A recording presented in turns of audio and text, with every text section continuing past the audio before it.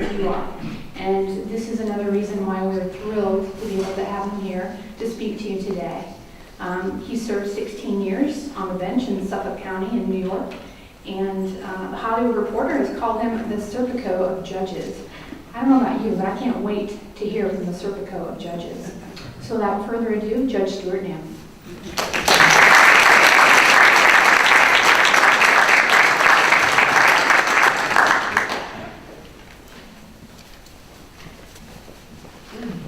Good afternoon, ladies and gentlemen.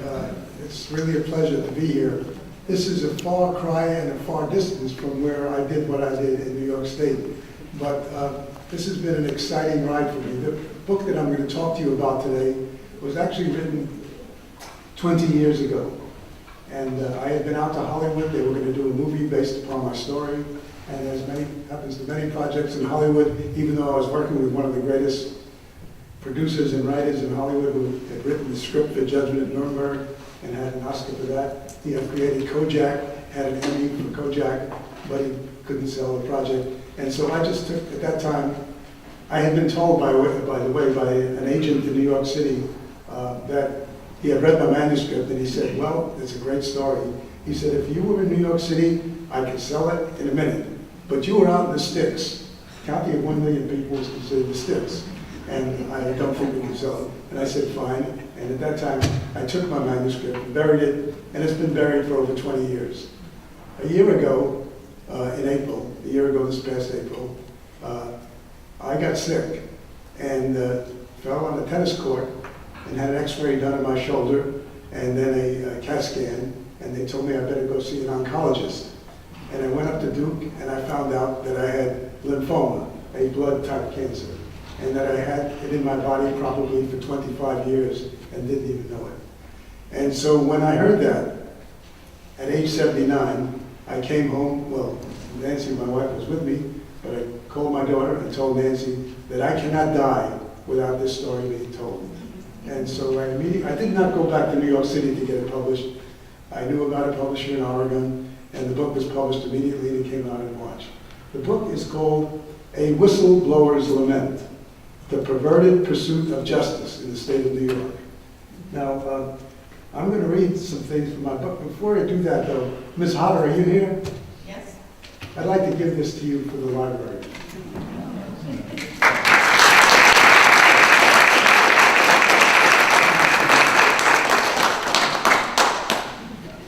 I normally, and I've spoken for the last 2 months at universities. I spoke at Chapel Hill. I spoke at my alma mater in New York City, the City College of New York, the Colin Powell School. I've spoken at Cape Fear Community College.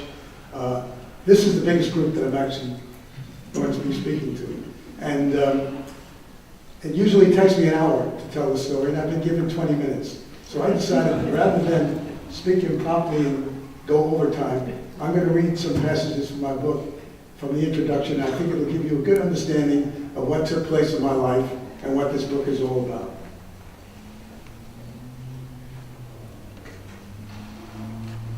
In the preface, there is a quote from, sorry, I pulled the wrong thing up. There's a definition of whistleblower in here, and it comes from the New York Times. It's in the prologue. There was a movie critic in the New York Times. Is anybody here originally from New York? I figured that's why. There was a movie critic in the New York Times many years ago called Vincent Canby, and he wrote reviews of movies, and there was a movie called Silkwood. Silkwood was a whistleblower in Oklahoma, and he reviewed the movie, and actually Meryl Streep plays Silkwood. And this is what he said about a whistleblower: the cost of conscience, permanent anonymity. This says something about our gut reaction to people who, for one reason or another, blow the whistle on former friends, stool pigeons or heroes. Depending on the circumstances, there should be no doubt.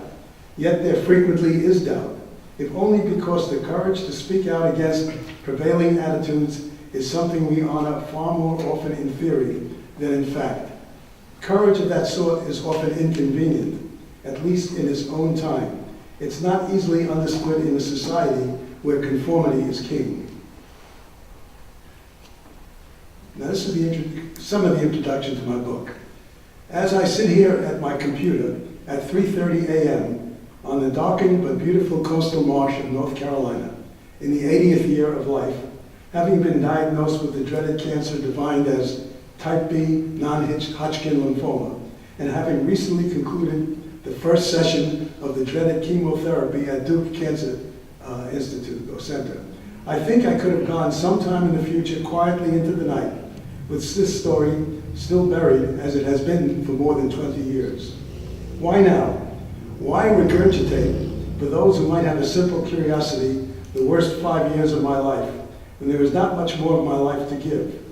Why not pass into eternity some unknown time in the future peaceably, without digging up ancient history for an audience that is too young to have known the story, or too old to remember or care about the gory details of the life of the man whom they had laughingly dubbed Maximum Stew or the Hanging Judge, much like in the Wild West of days of yore. Yet there is still life in this old man that the Hollywood Reporter had once dubbed the Serpico of judges, and this story has to finally be told, for it is doomed to happen again and again unless we wake up to the dangers of a corrupt system which I had long since coined criminal injustice.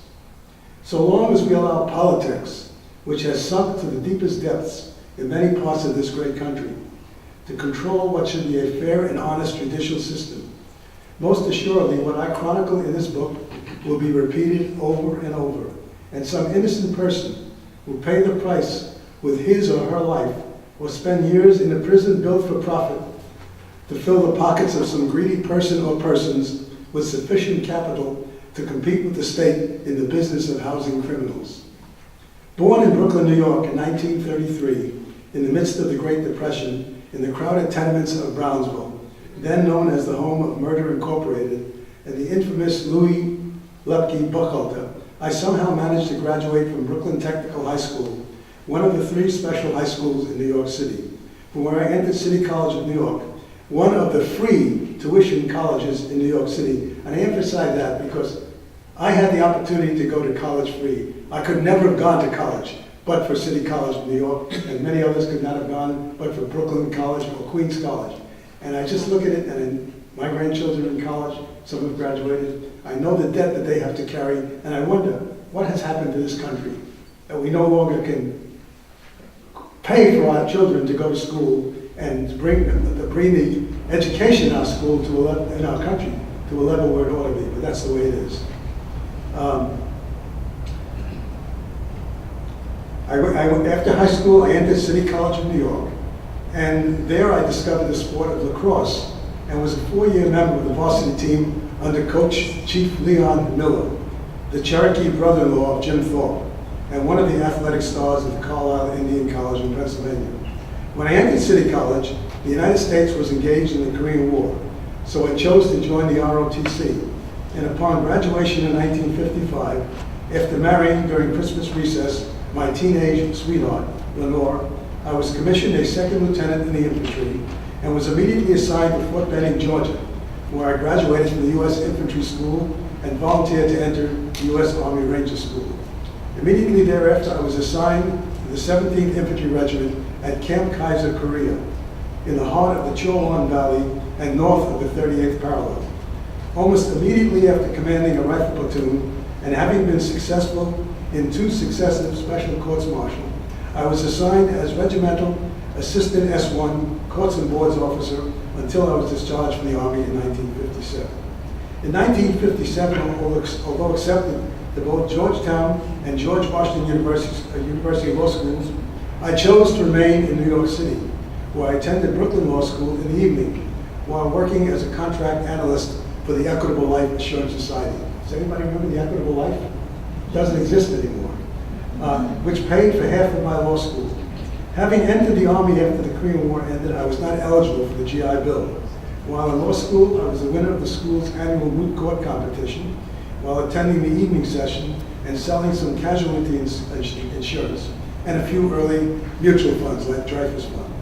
In 1961, The year President John F. Kennedy was inaugurated, I graduated from Brooklyn Law School and was immediately employed as an attorney examiner in the New York City office of the Federal Trade Commission under President Kennedy's Law Honor Graduate Program.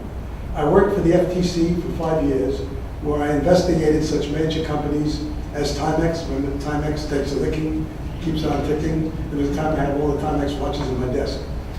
Decca Records, Johnson & Johnson, and Bristol Laboratories for various antitrust violations. While in law school, both of my sons were born.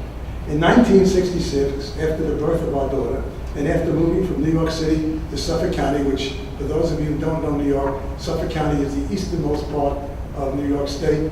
It's the easternmost part of what's known as Long Island. From moving to New York City to Suffolk County, Long Island, I entered into the private practice of law with Dominic J. Barinello, the Suffolk County Democratic Chairman, who went on to become the New York State Democratic Chairman, and Fred Block, who went on to become the President of the New York State Bar Association, and who is currently a United States District Court Judge in Brooklyn. I was ostensibly the litigation member of the firm, spending most of my time in the various courts of Suffolk County, New York. In 1969, the original firm of Barinello, Block and Namm was dissolved, and Dominic and I continued to practice law in Center Ridge, New York, under the firm name of Barinello and Namm. In 1975, I was nominated by the Democratic Party as candidate for the judge of the District Court of Suffolk County from the town of Brookhaven.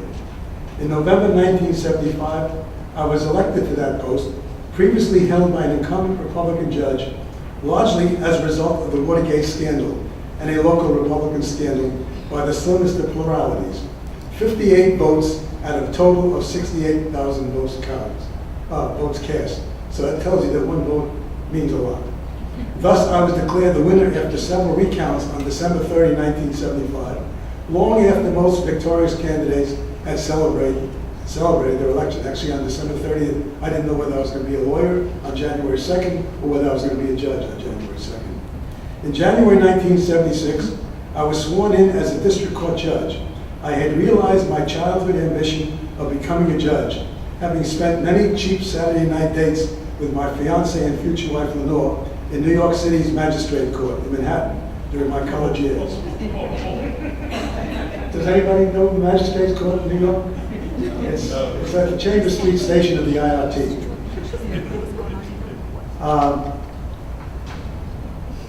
I quickly developed a reputation as a no-nonsense, tough judge in the administration of criminal justice, having heard complaints by the voters when I was out campaigning about the, quote, revolving door system of justice, unquote.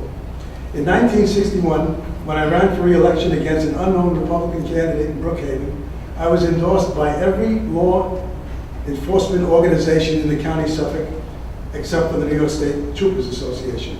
In short, I was the sweetheart of virtually every law enforcement organization. This relationship would turn out to be short-lived, as I was defeated by an overwhelming plurality in an election when the town of Brookhaven had returned to its normal conservative Republican roots, and since judicial candidates are virtually unknown to the voting public. In May 1982, after returning to the private practice of law, I was nominated by Governor Hugh Carey to fill a vacancy on the Suffolk County Court bench. Quickly confirmed by the New York State Senate, I ascended to the court of highest criminal jurisdiction in a county of over 1 million people. It's there that I would have the greatest impact upon the criminal justice system. In November 1982, after receiving the endorsement of both major political parties, I was elected to a 10-year term on that court.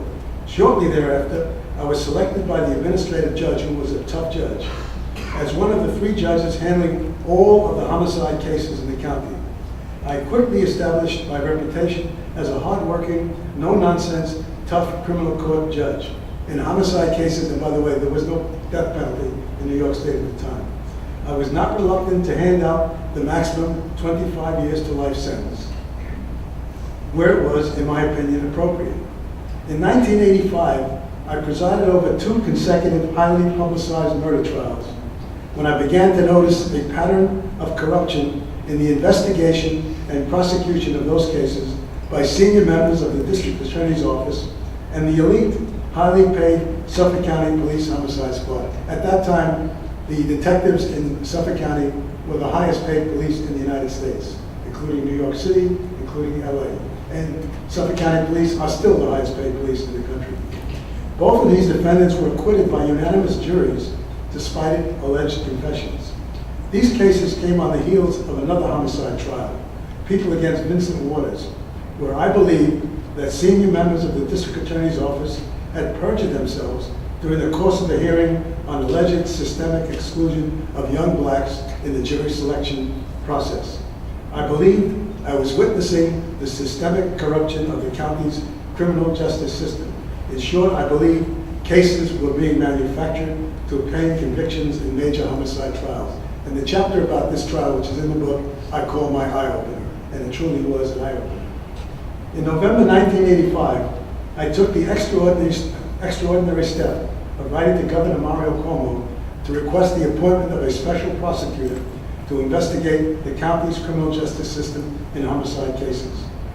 For more than 3 years, the New York State Commission of Investigations conducted a sweeping investigation of the county's criminal justice system. They conducted 2 public hearings and wrote 2 reports. The commission corroborated the corruption discovered by me and more, and I was the lead witness at these hearings on television. I became a pariah in the, quote, old boy network, unquote, which permeated the county's system of justice. I was shunned by the establishment bar, both defense and prosecutorial. The police commissioner resigned and was replaced. The district attorney, who went on to become a Supreme Court justice 1 year later, was directed not to seek re-election. Virtually the entire homicide squad either resigned, retired, or was transferred. The county's chief forensic pathologist, who was then the director of the Maryland Crime Lab, was convicted of perjury. The county executive resigned from office.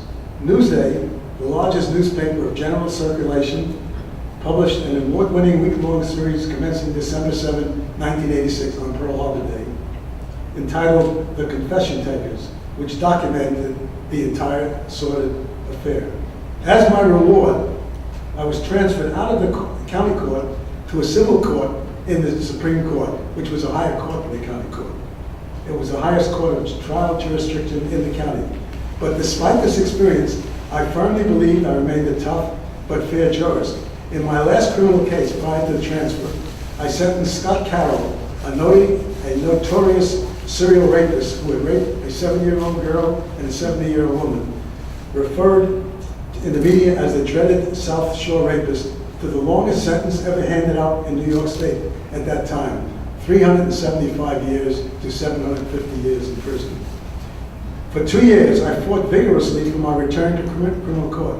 In 1991, after much media and editorial pressure on the administrators of the judiciary, I was transferred back to the county court and criminal jurisdiction. I remained on the bench as a trial judge until December 1992.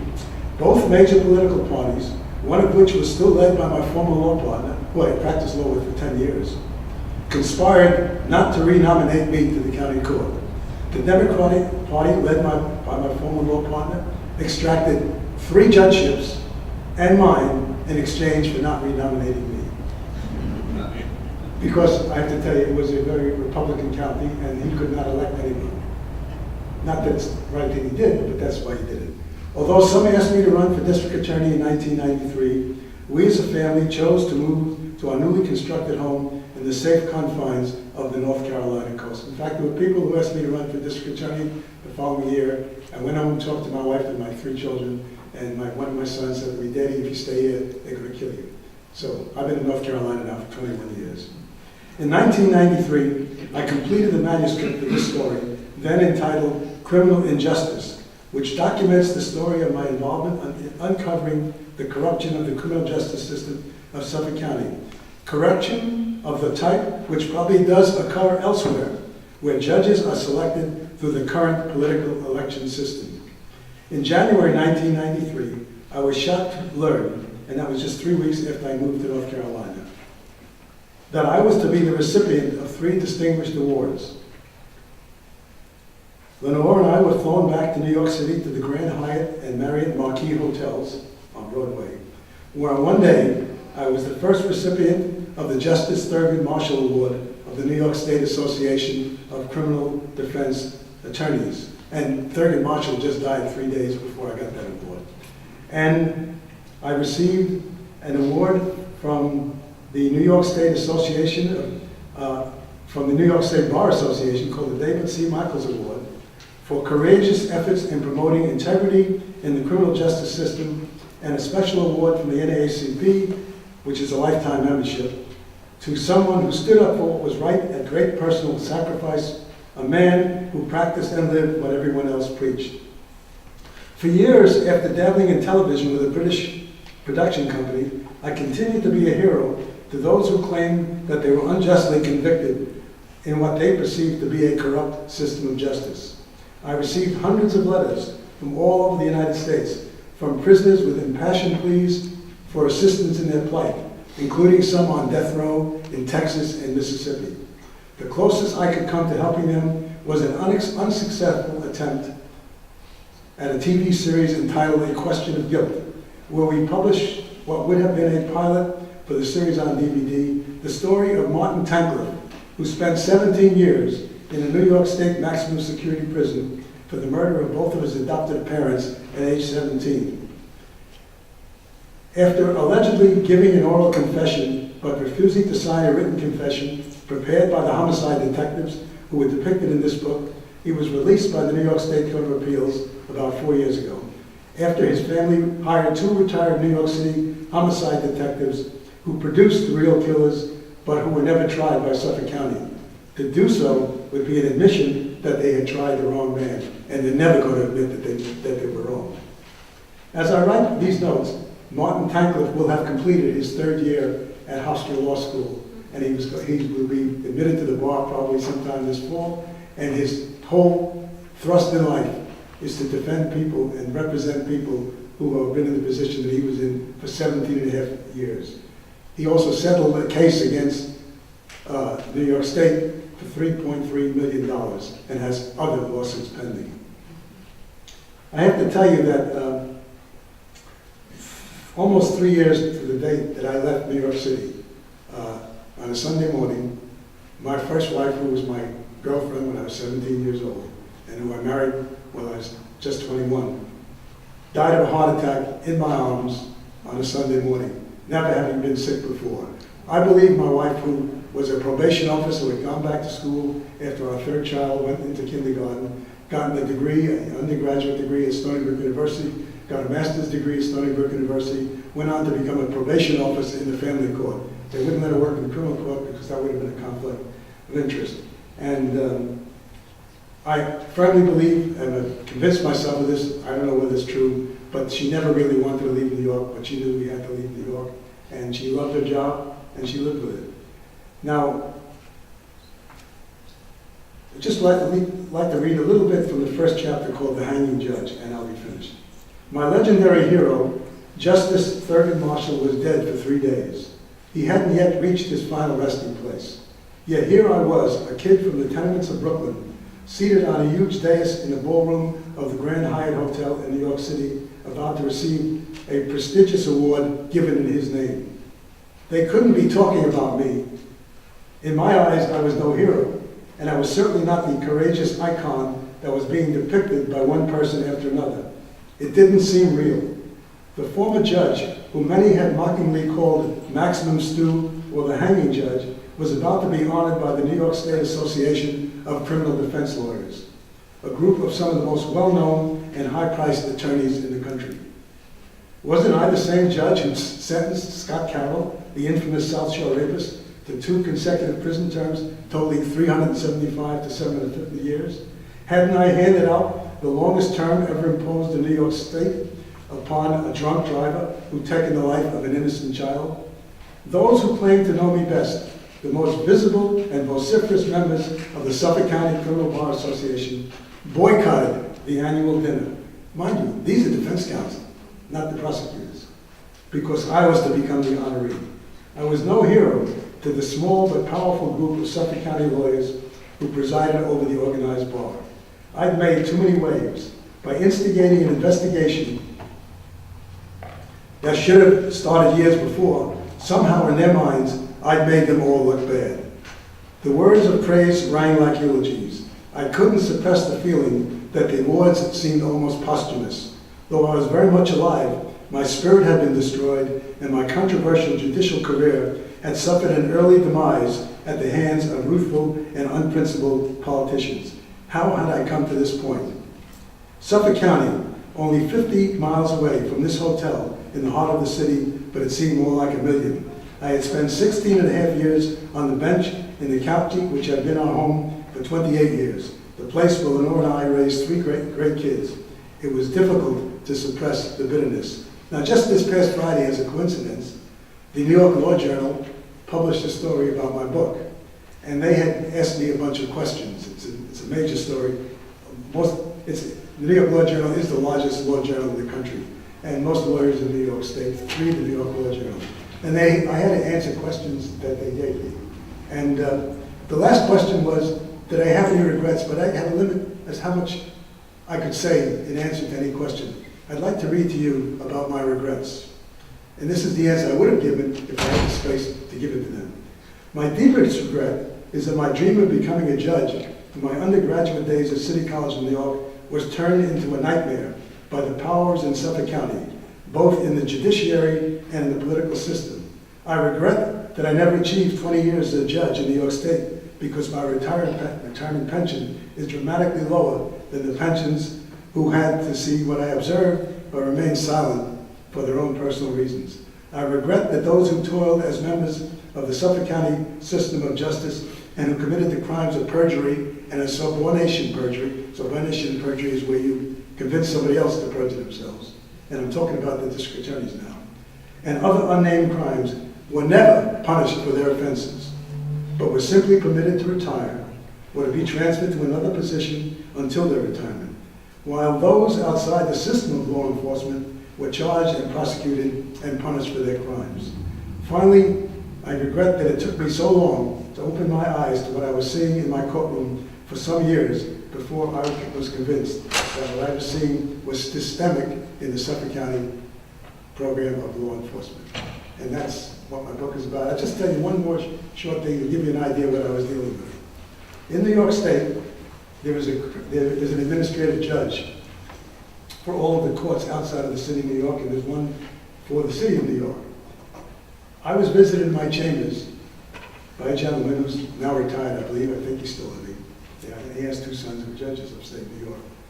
And he came to me and he said to me, "Judge, I know what's going on here in Suffolk County, but I'm going to tell you a little parable that was told to me when I was a young man, when I was a young lawyer."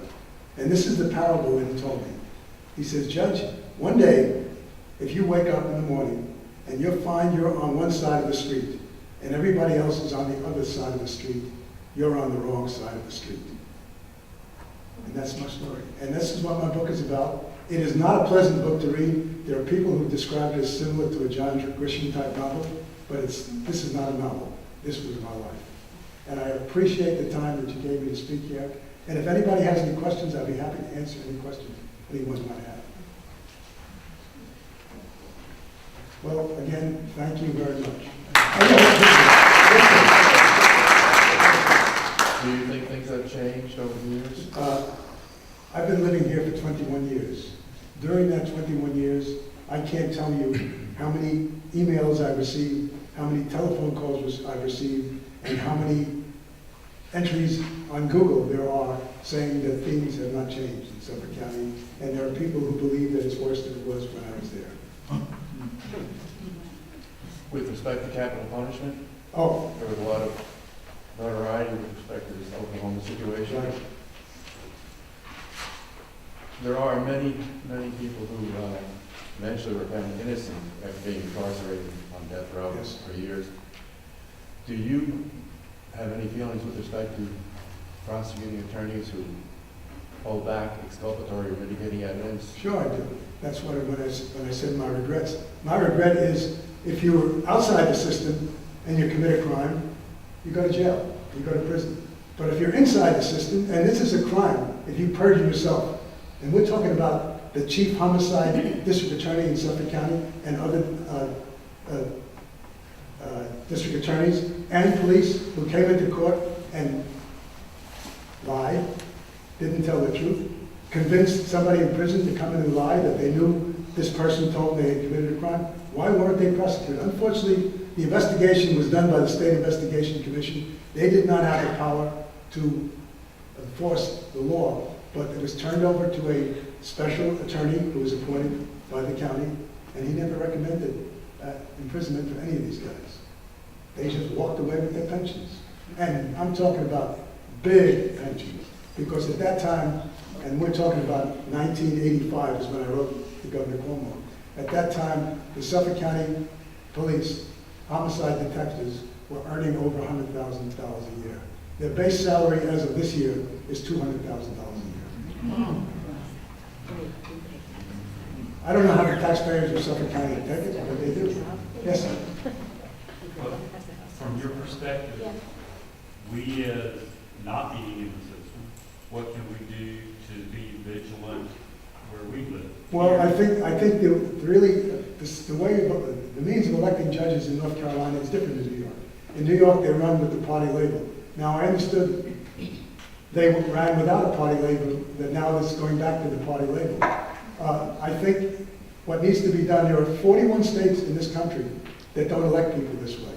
And you've got to take it out of the political system, because I'll tell you another short story. When the investigators from the state investigation came to see me, right after I wrote to Governor Cuomo, they asked me, they said, Judge, is there any other judge that we can talk to that might have seen what you've seen? And I said, well, there are 3 of us. And I was one of 3 judges handling all the homicides. I said, one of them is a friend of mine, and he's a damn decent guy. I'll go down and talk to him and see what he says, if he'll talk to you. And I went down to his chambers, and I said, Harry, you know what's going on in my life? And he said, of course, sir, but I read the newspaper. I was front page of Newsday. And he said, I read the papers. I said, Harry, you're handling the homicides like I am. He's saying detectives are coming into your courtroom. They can't just be doing it in my courtroom. They would like to speak to you. And this was a decent guy, and I still call him a decent guy. You know what his answer to me was? Stuart, I can't get involved. I have to run again next year. How do you wake up in the morning and look in the mirror and shave? At least I know when I look in the mirror, I can look at myself and say, I tried. I may not have accomplished what I tried to do, but I tried. Is anybody else? Any other questions? Yes, ma'am, back there. What safeguards do you think could be put in place to ensure justice, or do you see that as being a real possibility with the kind of corruption that it is? Well, you know, unfortunately, there's a lot of corruption in our government, but I think the first step would be to take the system of selecting judges out of the hands of the electorate. Because let's face it, most people don't even know who's running for judge. And if you analyze the judicial election compared to the other elections on the same day, you'll see that either they vote the party line, or there's a major drop-off. A lot of people don't even vote for judges because they don't know who they are. There are other systems, and I think the first, and by the way, when I was appointed to the higher court, I went before a panel. It wasn't political. I had to run, but I had cross-endorsement. But when I went before that panel, I saw a group of distinguished gentlemen, that some were from elected office, a couple of state senators. There were private attorneys. These were all distinguished members of the bar who were judging this individual who had been brought before them. And in my estimation, that is far superior than asking the everyday citizen to vote for a judge. Because basically, if you're a Democrat, you're probably going to vote for the Democrat if you're voting the party line. If you're a Republican, you'll vote for the Republican, or you won't vote for anybody. But there are many systems in other states, and I cover that in the last chapter of my book, actually. Are there any other questions? I hope I didn't shock anybody, but yes, sir. Matter of curiosity, Yeah. what are you wearing around your neck? I'm Jewish. My current wife, Nancy, who I met at my wife's memorial service at Temple of Israel downtown Wilmington, is a born-again Christian. Nancy bought this for me And there's a prayer. Are there any Jewish members in the congregation? I was going to say the congregation. There's a prayer called the Shema, which is probably the most well-known Jewish prayer. And it's basically in English, it's Hear, O Israel, the Lord our God, the Lord is one. And this is there's a name, somebody told me the name of what this is. This is made of one piece of gold where it's twirled around, and that prayer is all inside the heart. And that came from my born-again Christian wife. Yes, ma'am. Clearly you had great support from your family when you were going through this. Can you describe maybe some of what they felt and what happened to them because of what you were trying to do? Well, it's not so much what happened to them because my kids were already, well, my sons were, one was about to graduate from high school and go to college, and my daughter she was well up in junior high school, I think at the time. Yeah, I had tremendous support. When I went home to tell my wife that I was going to do this, her answer to me was, Stuart, I said to her, Lenore, you know what's been going on in my life? She said, of course I know what's going on in my life. We talk about it all the time. She said to me, and I said, our life will never be the same once I send this letter to Governor Cuomo. And her answer to me was, Stuart, you do whatever you have to do. And I basically told her she was going to lose that job. We weren't going to be able to stay in Suffolk County. I knew, in my heart, I sensed that this could not be good for me. But you know, I didn't want this to happen. I loved being a judge. I had gone to Chambers Street to the courthouse when I was in college. That would be a Saturday night date for me. We were poor kids from Brooklyn, from the tenements. I lived in Brownsville. She lived in East New York. And the IRT line, which was elevated where I lived and went down into the subway, would go to Chambers Street. And to us, a big date, this is all not in my book, but a big date would be 5 cents to get on the subway to Chambers Street, go into this courtroom, which was a beautiful courthouse, but I didn't know what a magistrate was. I didn't realize it was the lowest level of a judge, other than a justice of the peace. And I take notes. She was a stenographer, so she'd give me her steno pad, and I take notes in the steno pad of what was going on. And then for another nickel, we would take the RT to the South Ferry. And then for a third nickel, we would take the ferry on the most scenic ride through New York Harbor, past the Statue of Liberty, past Ellis Island, past Governor's Island, go to Staten Island, which was a good ride. It was probably about 45 minutes. They even had an Italian man with an accordion with a monkey who would play a song. And if you didn't get off the ferry, you didn't have to pay another fare. So for one nickel, we had the scenic ride through New York Harbor, and then the final nickel back to Brooklyn. And that was a Saturday night date.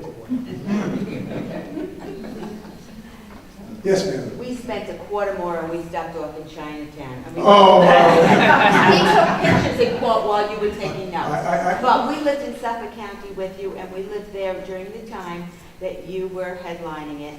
And there is no way for any of us to describe what life is really like inside corruption. And you know, the sad part of it really, and somebody asked me this Suffolk question, County is closed. that nothing's really changed.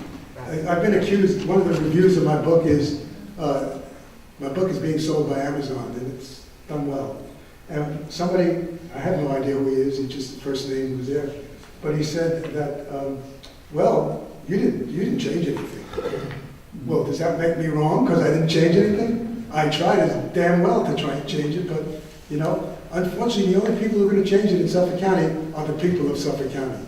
And until they stand up and realize, right now they have a district attorney who represented the superior officers during the hearings.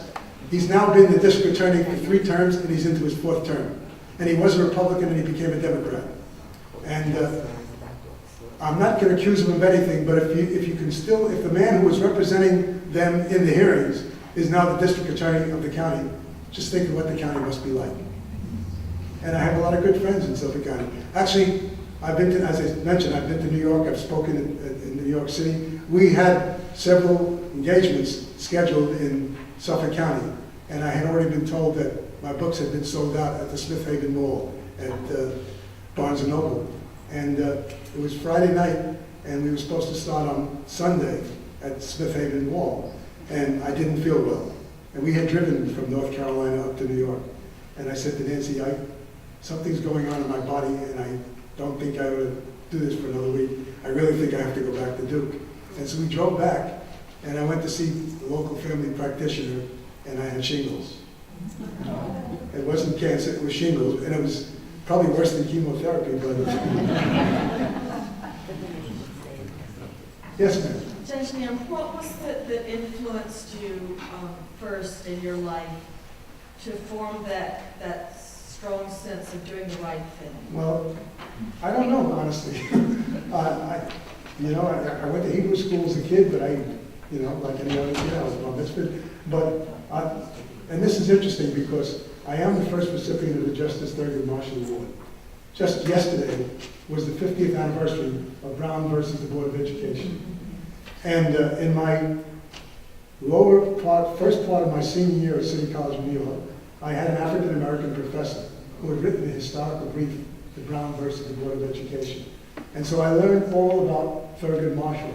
And actually, it's probably trips to the Magistrates Court in Chambers Street, where he was just arraigning drunks and hookers that really intrigued me, and I just thought what a great profession it would be. I started out, I wanted to be an architect.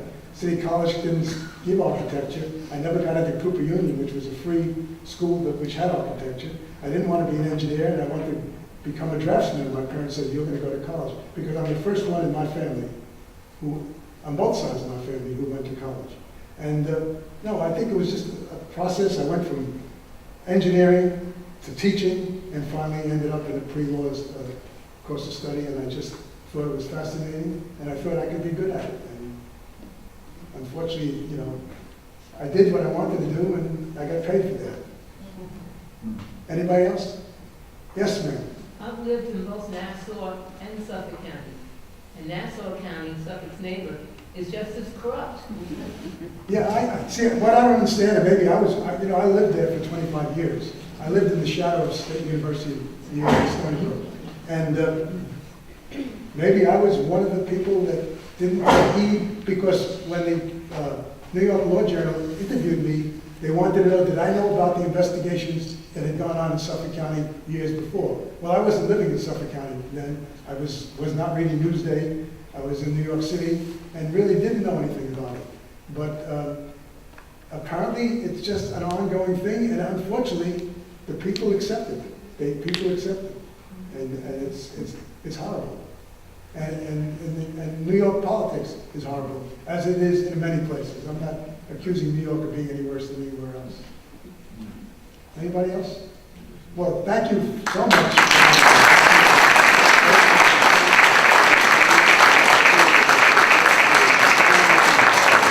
Just one more thing I want to point out. My book is available on Amazon. It's available at Barnes & Noble right down the road. But we have some copies. If anybody is interested, I'll sign them and inscribe them any way you would like. But thank you again. I appreciate it.